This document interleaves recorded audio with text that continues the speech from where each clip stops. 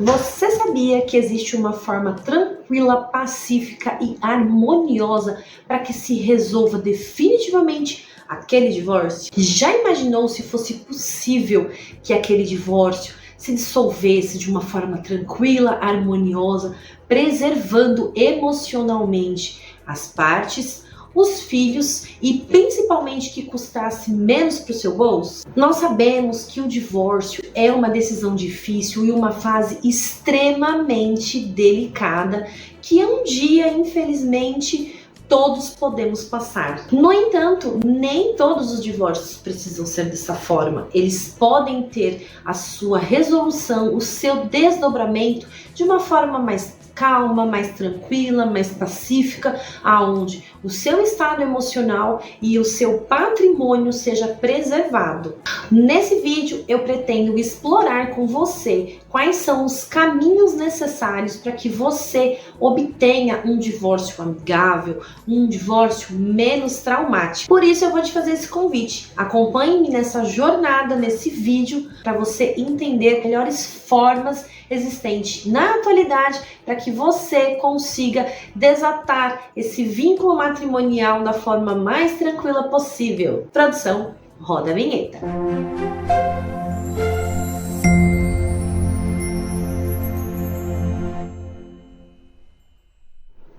Antes de tudo, vamos entender qual é a essência, o que está por trás do divórcio amigável, o divórcio consensual.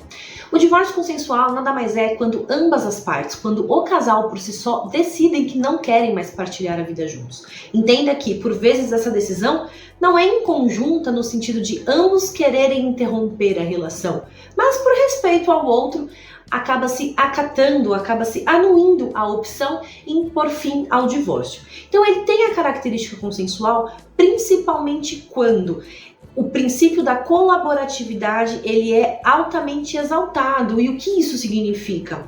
Gostaria de separar? Não, mas respeito a sua decisão e comprometo-me contigo a partir de agora a gente sentar de forma pacífica e colaborativa, buscando a melhor solução para que o processo seja menos traumático possível. Na prática, essa possibilidade de divórcio consensual, ele vai existir sempre, partindo do princípio de que há boa fé entre as partes, né? Que tanto o homem quanto a mulher estão agindo de boa fé. Em nenhum momento pensam ou até mesmo iniciam atos a prejudicar o direito do outro.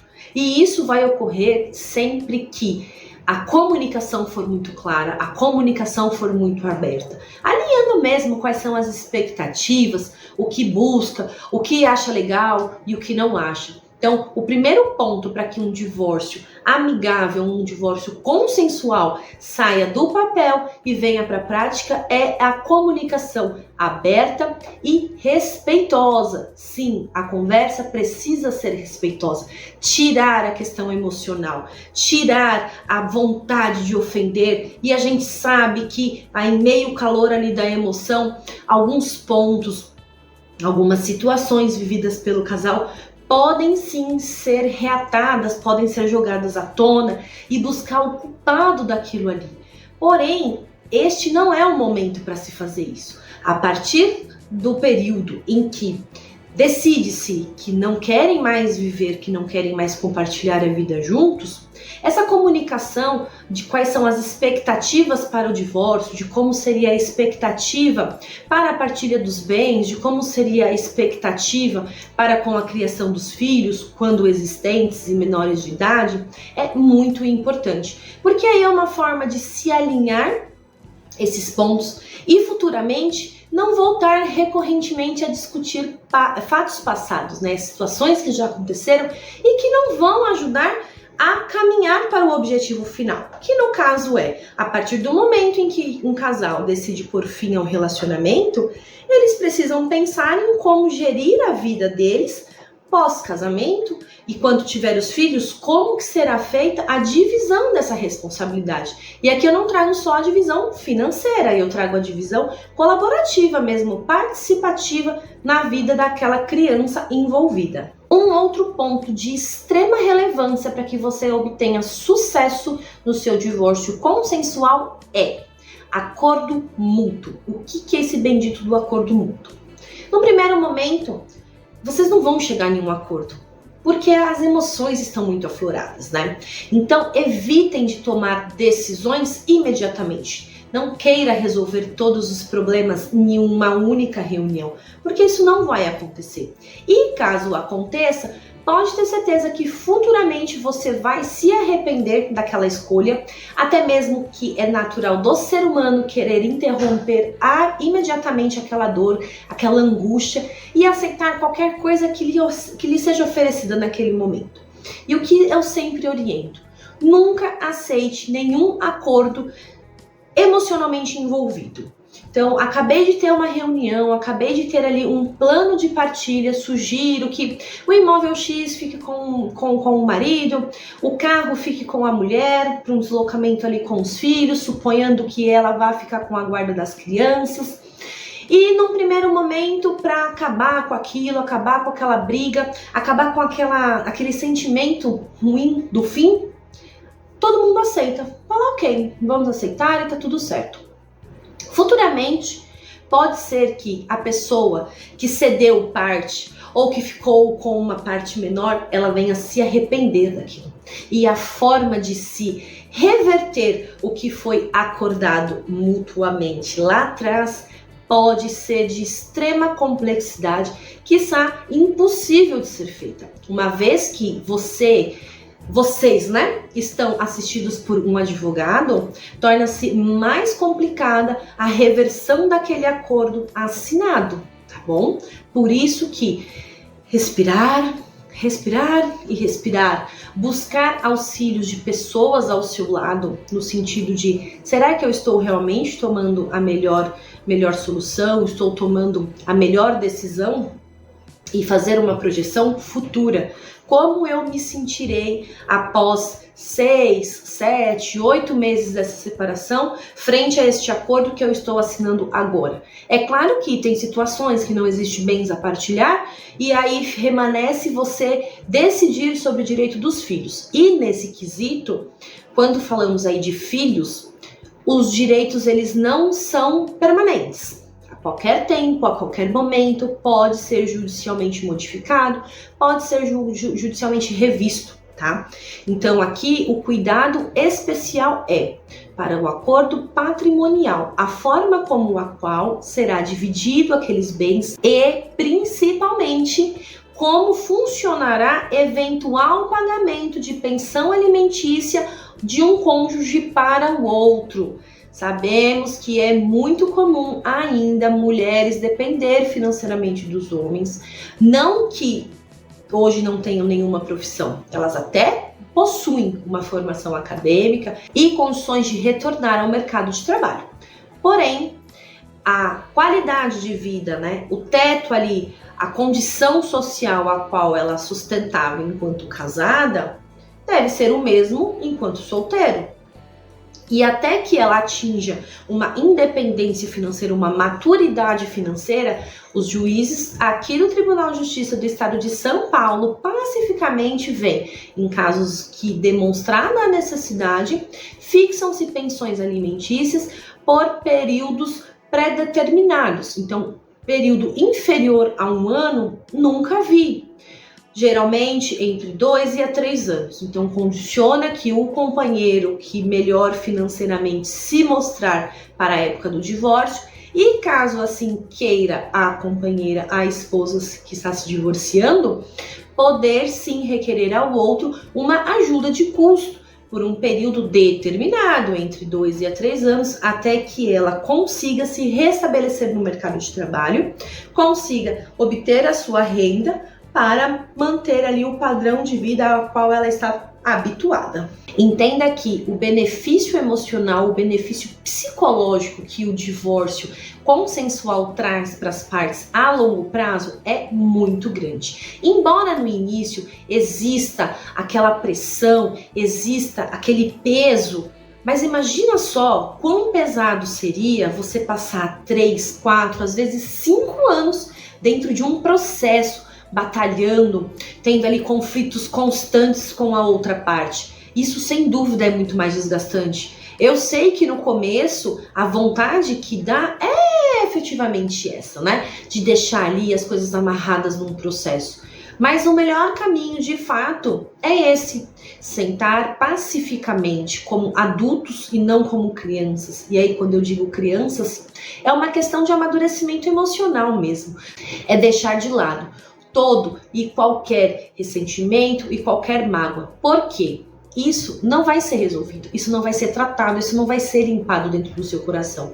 A melhor forma de você se recuperar de um divórcio não é agredindo o outro, e sim cuidando de você. Para isso existem diversos acompanhamentos psicológicos e até outras linhas de terapia que são extremamente assertivas e com certeza te reconstruirá, e você com certeza vai conseguir iniciar uma nova jornada, iniciar uma nova história de vida. Pegando o gancho do suporte psicológico que eu trouxe, o suporte jurídico também é de suma importância. Se você se depara com um profissional que fica a todo momento ali na sua cabeça, olha, ele tá te enganando, olha, ele tá fazendo isso, olha, ela tá fazendo aquilo, é claro que você vai dar ouvidos para esse profissional. Até mesmo porque eu pressuponho que, se você o contratou, é porque de alguma forma ele passou uma confiança e ele se torna uma referência para você naquele assunto específico.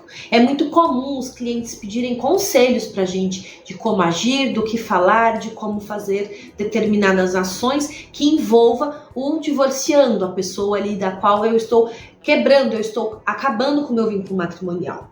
E nesse sentido, presta atenção, siga um pouco o que o seu coração trouxer, siga os seus instintos, no sentido de que, por que será que esse profissional quer tanto que a gente vá a litígio? Por que esse profissional quer tanto me envenenar contra o outro? Entenda, em algumas situações, é claro que a intervenção do Poder Judiciário é extremamente importante. Eu diria, inclusive, que ela é crucial para o bom desenrolar daquele processo, para que se chegue ao fim. Existem muitos casos onde os companheiros, onde os maridos sonegam bens, sonegam informações financeiras. E nesse sentido, como que faço um acordo sendo que eu não sei qual é o real patrimônio? Então, em situações específicas, esse foi um exemplo que eu trouxe, sim, haverá necessidade em se demandar judicialmente para obter informações.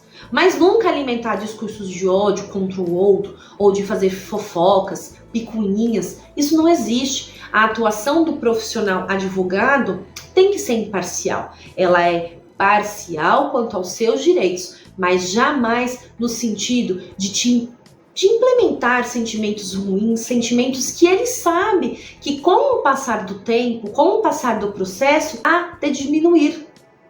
É muito comum no começo a pessoa está com muita raiva e ela quer ir para o judicial. E é onde às vezes uma pequena conversa ali com o outro já seria suficiente, a gente já conseguiria alinhar grandes pontos e evoluir para um divórcio amigável, um divórcio consensual. Além de todos esses benefícios que eu trouxe para vocês a respeito do divórcio amigável, das maneiras que você pode utilizar para se chegar a um divórcio amigável, essa é inquestionável, que seria o bem-estar dos filhos. Nenhum filho e nenhuma filha sentirá prazer em ver os seus pais, em ver as suas bases discutindo, disputando, um falando mal do outro. Isso é uma situação extremamente degenerativa e degradante para o psicológico do seu filho. Então, muitas vezes, se não é por nós que faríamos algumas concessões, ou até mesmo ouvir que seja outra parte, que seja pelo bem-estar físico e mental dos filhos. Por fim, eu quero apresentar as duas formas existentes hoje para se proceder a um divórcio amigável. Existe o divórcio amigável judicial e existe o divórcio amigável via extrajudicial. O divórcio judicial amigável, ele sempre vai ocorrer quando as partes estão de acordo com relação à partilha dos bens, aos direitos alimentares de visitação e convivência com os filhos, porém essas crianças são menores de idade, então obrigatoriamente nessas circunstâncias eu preciso que o divórcio e os demais direitos dos meus filhos sejam homologados via judicial. Por quê? O Ministério Público, ele atua em todos os casos onde as pessoas incapazes civilmente ou as menores de 18 anos sejam partes ou tenham alguma relação dentro daquele processo. E isso ocorre num caso de divórcio, onde o casal tem filhos menores de idade. Então, antes do juiz efetivamente decretar aquele divórcio, por fim aquele processo, ele pede para que o Ministério Público analise aquele termo proposto, aquele acordo proposto, com relação e tão somente às questões da criança. Então, a guarda, os alimentos, as visitas e o regime de convivência passa por um critério do Ministério Público. Ele vai analisar aquele acordo previamente estabelecido e vai opinar. Sim, está tudo certo, pode prosseguir com o divórcio, porque os direitos fundamentais, esses direitos dos menores estão preservados. Ou ele vai falar, olha, não, existem alguns pontos aqui desse acordo que precisa ser reestruturado de modo a resguardar direitos dos menores que não estão sendo observados. Por isso que, em casos de menores de idade, ainda que o divórcio seja amigável, ainda que o divórcio seja consensual, eu preciso submeter esse pedido ao juiz, a um juiz de direito. Em contrapartida, o divórcio extrajudicial é aquele que nós fazemos nos tabelionatos de notas. Esse divórcio é muito rápido, muito rápido mesmo. Ele demora uma média de 7 dias, é absurdamente rápido. Com relação a documentos, também é apenas a certidão de casamento e os documentos pessoais ali dos divorciados. Remetidas essas informações para o tabelionato de notas, lavra-se uma escritura de divórcio. Com este documento é que as partes podem retificar documentos pessoais onde eventualmente tenha adotado o nome do outro cônjuge após o casamento. Ela pode fazer a transferência de bens que foi ali previamente acordado por eles e destacado na escritura, tá? Então, o divórcio extrajudicial, ele é um procedimento mais célere e um procedimento também mais barato, porque a atuação do advogado ela é mais pontual. E isso reflete significativamente nos honorários advocatícios. Porém, para essa modalidade de divórcio, não há a opção em fazer quando houver filhos menores de idade. A única exceção é quando eu judicialmente estiver, porventura, discutindo esses direitos. Então, o que isso significaria? Antes de fazer o pedido de divórcio extrajudicial, eu já ingressei com uma ação para regulamentar as minhas visitas, para regulamentar a minha guarda, a minha convivência e os alimentos para com os meus filhos. E aí, em posse deste processo, é informado ao tabelionato de notas e ele segue apenas com a questão da dissolução matrimonial, que é nada mais, nada menos do que o divórcio propriamente dito. O prazo de duração do divórcio consensual judicial, ele é muito relativo a 2 pontos. Se haverá ou não a necessidade de aditar ou não um ponto do acordo observado pelo Ministério Público, trazido pelo Ministério Público como essencial para a homologação daqueles direitos daquela criança. E o segundo ponto aí, extremamente relevante, é o fórum de tramitação. A diferença de tramitação de um lugar para outro é muito grande. Esses são, então, os pontos primordiais que a gente considera para a conclusão de um divórcio amigável judicial. E é isso, eu espero que você tenha se recheado aí com essas informações. Eu vou te pedir para você deixar os seus comentários aqui embaixo, inclusive com sugestões de novos vídeos. Quais são as suas dúvidas? Quais são os seus anseios? E não só assuntos relacionados ao divórcio, a toda a área de direito de família e sucessões. Se você ainda não é inscrito no canal, seja bem-vindo. Toda terça e quinta, conteúdos novos e exclusivos para você. Um abraço e até o próximo vídeo.